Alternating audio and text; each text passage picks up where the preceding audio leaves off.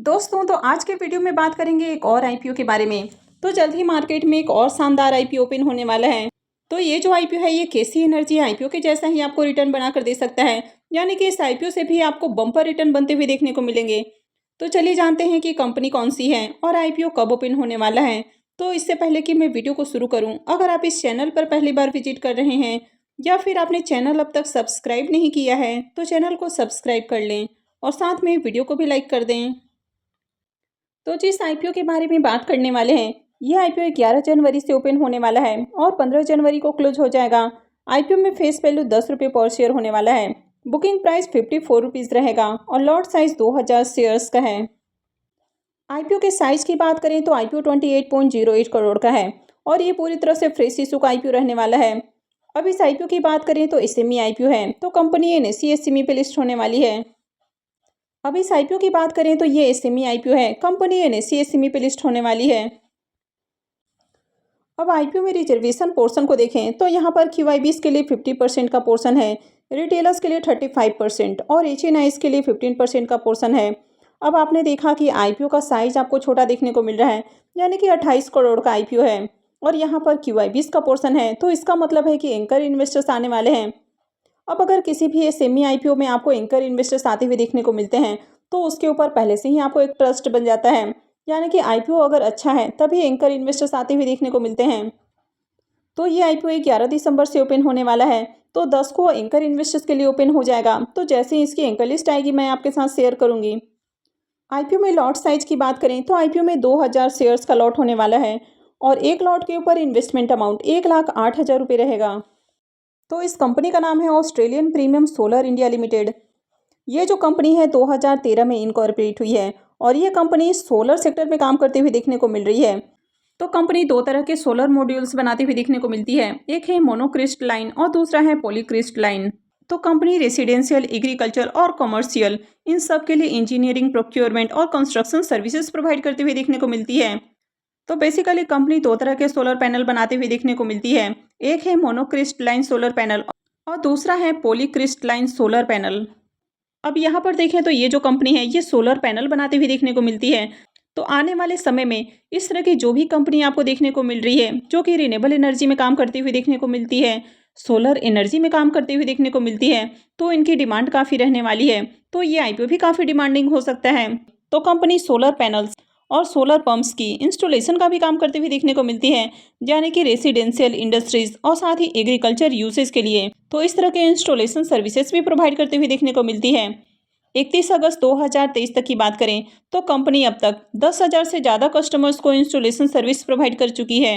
इसमें से 9,500 देखें तो इन्होंने रूफ के ऊपर सोलर पैनल लगवाया है और 1,300 की बात करें तो इन्होंने सोलर पंप लगवाया है, जो कि बेसिकली एग्रीकल्चर यूसेज के लिए देखने को मिलता है। अब इनकी मैन्युफैक्चरिंग फैसिलिटीज़ की बात करें तो गुजरात के सबरकांता में इनकी मैन्युफैक्चरिंग फैसिलिटीज़ देखने को मिल जाती है। तो यहाँ पर भी देखें तो कंपनी का ओवरऑल बिजनेस काफ़ी बढ़िया देखने को मिल रहा है।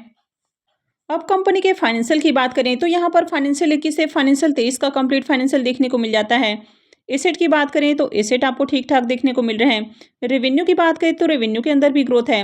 हालांकि फाइनेंशियल 23 के पीरियड में देखें तो पिछले साल के मुकाबले इसका जो रेवेन्यू है वो 3-3.5% डाउन देखने को मिल रहा है। प्रॉफिट आफ्टर टैक्स की बात करें तो कंपनी के profit year on year increase होते हुए देखने को मिले हैं।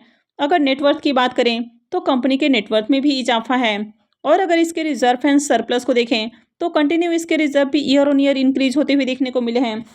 लेकिन अगर कंपनी के बोरोइंग्स की बात करें तो कंपनी के ऊपर जो कर्ज है वो लगातार रिड्यूस होते हुए देखने को मिला है और कंपनी के ऊपर आपको ज़्यादा कर्ज भी देखने को नहीं मिल रहा है, क्योंकि ऑलरेडी देखें तो कंपनी के पास काफ़ी अच्छा रिजर्व है और कंपनी अच्छे प्रॉफिट भी बनाते हुए देखने को मिल रही है। तो कंपनी का जो ओवरऑल फाइनेंशियल है वो भी काफ़ी अच्छा देखने को मिल रहा है।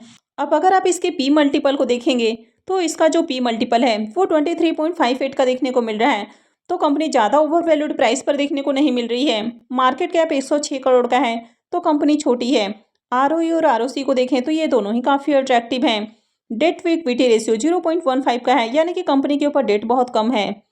ईपीएस हालांकि कम देखने को मिल रहा है। रिटर्न और नेटवर्थ की भी बात करें तो ये भी काफ़ी अच्छा है। तो ओवरऑल देखा जाए तो कंपनी आपको बढ़िया देखने को मिल रही है। कंपनी के फाइनेंशियल भी अट्रैक्टिव हैं। कंपनी के ऊपर ज़्यादा डेट भी देखने को नहीं मिल रहा है और आईपीओ भी ज़्यादा ओवर वैल्यूड प्राइस पर आते हुए देखने को नहीं मिल रहा है। तो आगे ग्रे मार्केट में यहाँ पर डिमांड आ सकती है। और आईपीओ में देखा जाए तो सब्सक्रिप्शन भी बढ़िया आते हुए देखने को मिलेंगे, क्योंकि ओवरऑल देखा जाए तो यहाँ पर आपको बहुत सारे प्लस पॉइंट देखने को मिल रहे हैं।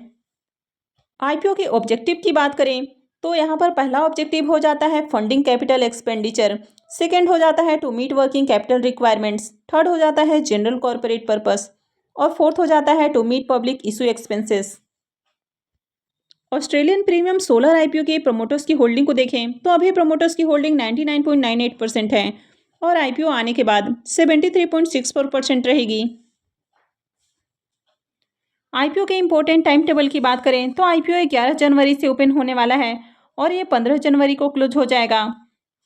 आईपीओ का अलॉटमेंट डेट 16 जनवरी रहेगा, रिफंड डेट 17 जनवरी होने वाला है, क्रेडिट डेट भी 17 जनवरी रहेगा और आईपीओ की लिस्टिंग 18 जनवरी को होने वाली है। तो चलिए इसके ग्रे मार्केट प्रीमियम देख लेते हैं कि इसका प्रीमियम किस प्राइस पे ट्रेड कर रहा है और आगे आईपीओ में अप्लाई करना है या फिर नहीं करना है। ऑस्ट्रेलियन प्रीमियम सोलर आईपीओ के ग्रे मार्केट प्रीमियम को देखें तो थोड़ी देर पहले ही जहां इसका प्रीमियम 6 रुपये के ऊपर देखने को मिल रहा था, वो अभी बढ़कर 10 रुपये के ऊपर देखने को मिल रहा है और आईपीओ में 2000 शेयर्स का लॉट है। इसका मतलब है कि आईपीओ से करीब 20,000 रुपये का प्रॉफिट हो सकता है। अगर इसके प्रीमियम को भी देखें तो इसका प्रीमियम 18 साढ़े 18% के ऊपर देखने को मिल रहा है। तो इसके प्रीमियम में देखें तो अभी से आपको तेजी देखने को मिल रही है। वैसे आईपीओ को ओपन होने में अभी समय है। अब जिस तरह कंपनी और कंपनी के फाइनेंशियल देखने को मिले हैं तो यहाँ पर भी आगे आपको बढ़िया डिमांड आती हुई देखने को मिलेगी, यानी कि आगे इसके प्रीमियम में भी आपको तेजी देखने को मिल सकती है। तो आगे अगर इस आईपीओ में भी आपको डिमांड आती हुई देखने को मिलती है, यानी कि आईपीओ के अंदर आपको बढ़िया सब्सक्रिप्शन आते हुए देखने को मिलता है, आईपीओ में एंकर लिस्ट बढ़िया देखने को मिलता है, साथ ही ग्रे मार्केट के अंदर इसका प्रीमियम भी अच्छे प्राइस के ऊपर ट्रेड करता है, तो फिर इस आईपीओ में भी अप्लाई करने का डिसाइड किया जा सकता है।